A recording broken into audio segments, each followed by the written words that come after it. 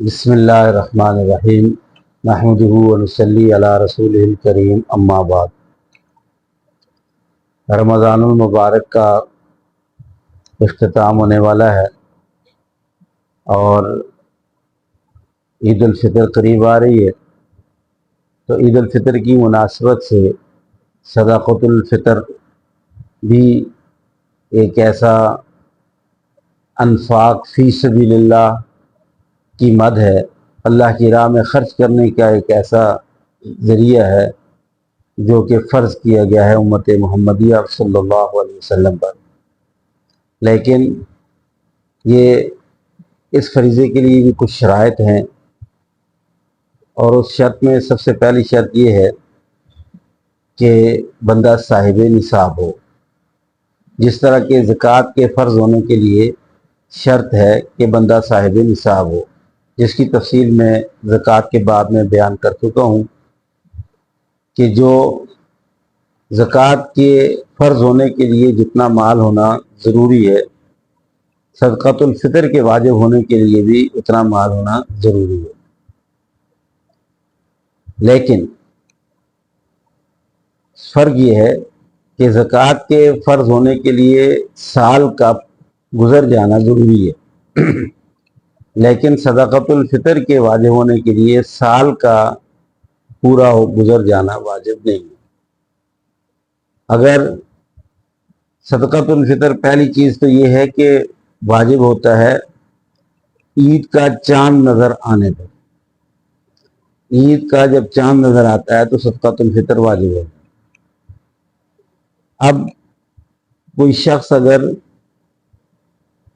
عید کا چاند نظر آیا اور اس کے پاس اتنا مال موجود ہے ضروریات اصلیہ سے زائد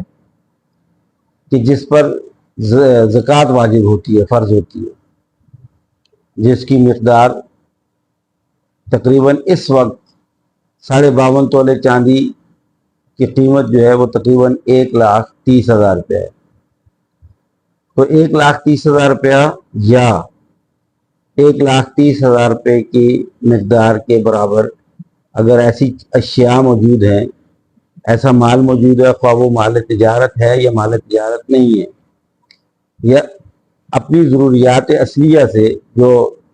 ضروریات طبعیہ ہیں یا شرعیہ ہیں ان سے زائد ہے، تو ضروریات اصلیہ جو ان سے زائد اگر مال ہے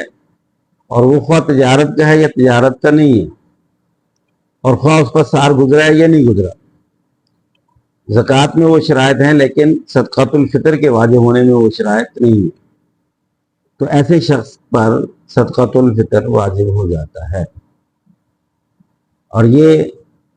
سمجھنے کی بات ہے کہ صدقۃ الفطر واجب ہوتا ہے عید کا چاند نظر آنے پر، لیکن اگر کسی شخص نے، مرد نے یا عورت نے، صدقۃ الفطر چاند نظر آنے سے پہلے پہلے ادا کر دیا، یعنی رمضان میں ادا کر دیا، تو تب بھی اس کا فریضہ ادا ہو گیا، دوبارہ ادا کرنے کی ضرورت نہیں ہے۔ لیکن اگر کسی نے چاند نظر آنے کے بعد بھی ادا نہیں کیا اور عید کے دن بھی عید کی نماز سے پہلے بھی ادا نہیں کیا، حکم یہ ہے کہ عید کی نماز ادا کرنے سے پہلے پہلے صدقۃ الفطر دے دینا چاہیے۔ افضل اور بہتر یہی ہے کہ صدقۃ الفطر عید کی نماز ادا کرنے سے پہلے پہلے ادا کر دیا جائے۔ اور اگر کوئی شخص عید کی نماز ادا کر کے آ گیا، صدقۃ الفطر یاد نہیں رہا یا نہیں دے سکا کسی وجہ سے، تو اس سے ساقط نہیں ہوگا، یہ نہیں کہ ختم ہو گیا، نہیں، بلکہ صدقۃ الفطر اگر واجب ہے تو ضرور دینا ہے۔ اگر پہلے نہیں دے سکے تو بعد میں دے گا، اس دن نہیں دے سکے تو دوسرے دن دے دے، تیسرے دن دے دے، بعد میں کسی وقت بھی دے دے، لیکن دینا ضرور ہے۔ تو صدقۃ الفطر کے واجب ہونے کے لیے میں نے بتا دیا کہ زکوٰۃ کے واجب ہونے کے لیے جو شرط ہے کہ اس پہ سال گزر جائے مال پہ، اس پہ واجب نہیں ہے کہ سال گزر جائے۔ اسی طرح سے صدقۃ الفطر کے لیے ضروری ہے کہ وہ مال تجارت ہو، لیکن یہاں پر صدقۃ الفطر کے واجب ہونے کے لیے ضروری نہیں ہے کہ وہ مال تجارت ہو۔ تو اس طرح کے چند تھوڑا سا ضروری باتیں ہیں جن کو سمجھنا چاہیے اور صدقۃ الفطر کتنا دینا چاہیے؟ زکوٰۃ کی تو ایک متعینہ مقدار ہے جو 2.5% ہے، 40واں حصہ ہے جو دینا ہے، لیکن صدقۃ الفطر 2.5% نہیں ہے، بلکہ اس کی مقدار جو احادیث کے مجموعے سے پتہ چلتی ہے وہ یہ ہے کہ 1.25 سیر، یعنی یوں سمجھ لیں کہ 2 کلو کے حساب سے۔ اب وہ گندم کے حساب سے دیں، کھجور کے حساب سے دیں، کشمش کے حساب سے دیں، یا کسی اور اجناس کے اعتبار سے دیں، اور بھی اجناس کے اعتبار سے دے سکتے ہیں۔ تو اس وقت عمومی طور پر لوگ یہ سمجھتے ہیں کہ جی گندم کے اعتبار سے دے دیں، تو گندم کے اعتبار سے وہ لوگ دیں کہ جو مالی طور پر بہتر نہیں ہے، لیکن اگر اللہ تبارک و تعالیٰ نے جن لوگوں کو اچھا دیا ہوا ہے اور وہ ٹھیک ٹھاک کھاتے پیتے لوگ ہیں،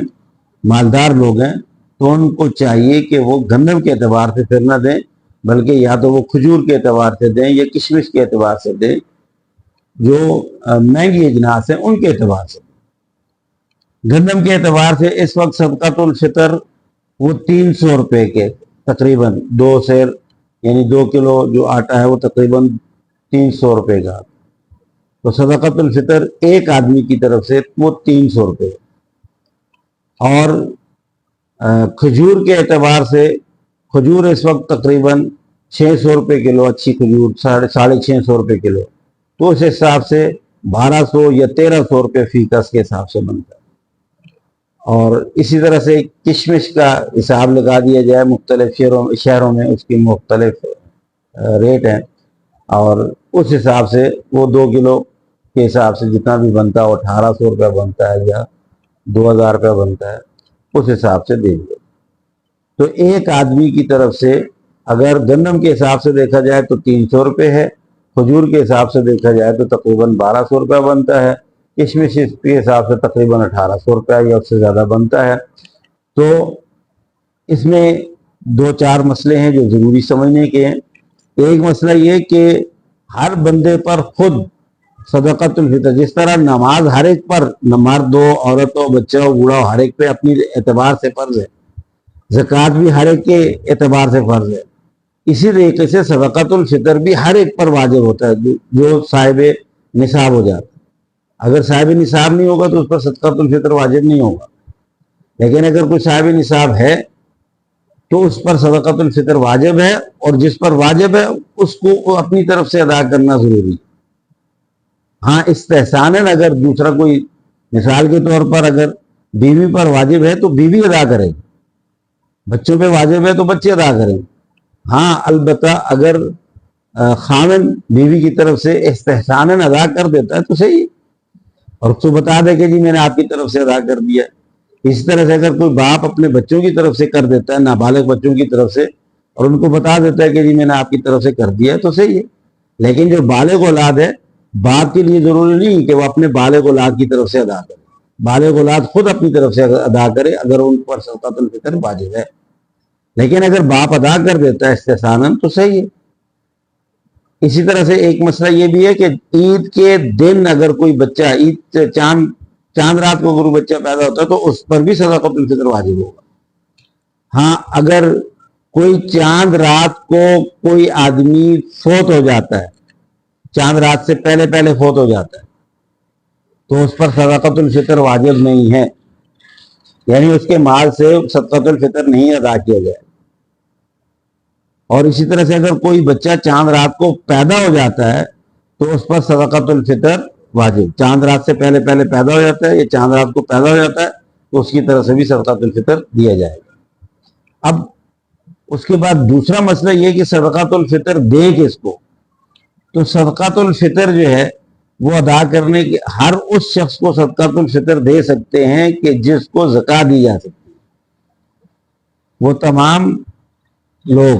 جیسے زکوٰۃ کے باب میں بیان کر چکا ہوں کہ جو مصارف زکوٰۃ ہیں ان میں سے غریب ہیں، مسکین ہیں، یتیم ہیں، اور جو صاحب نصاب نہیں ہیں محکمے کے جو لوگ ہوتے ہیں وہ ہیں، یا مسافر ہیں، یا اسی طریقے سے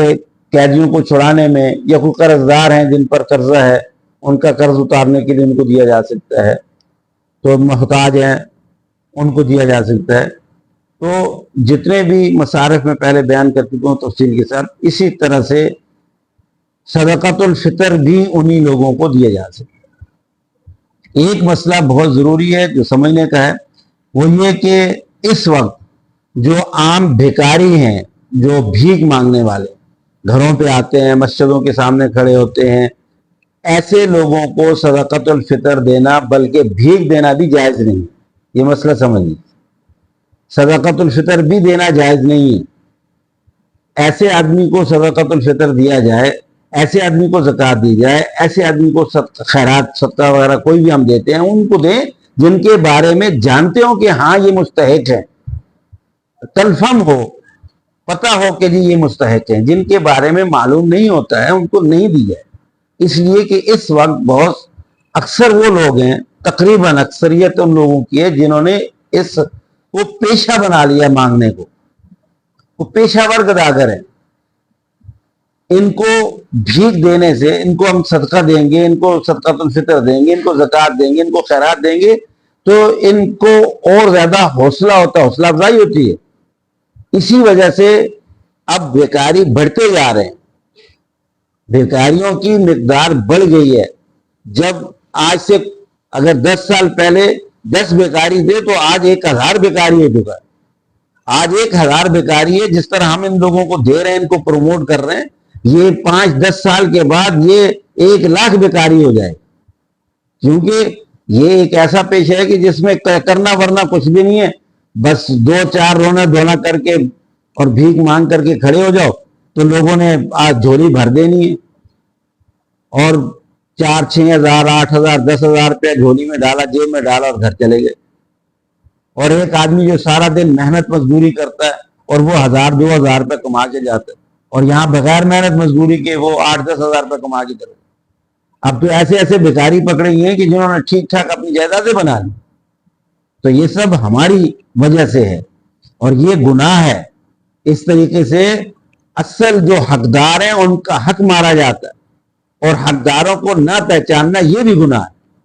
ہمارے ماحول اور معاشرے میں بہت سارے ایسے لوگ موجود ہیں جو حقدار ہیں، ان کو پہچانا ہمارے رشتہ داروں میں ہوتے ہیں، ہمارے اڑوس پڑوس میں ہوتے ہیں، تو اس کی تحقیق کرنی چاہیے، معلوم کرنا چاہیے کون ایسے لوگ ہیں کہ جو مستحق ہیں، اور وہ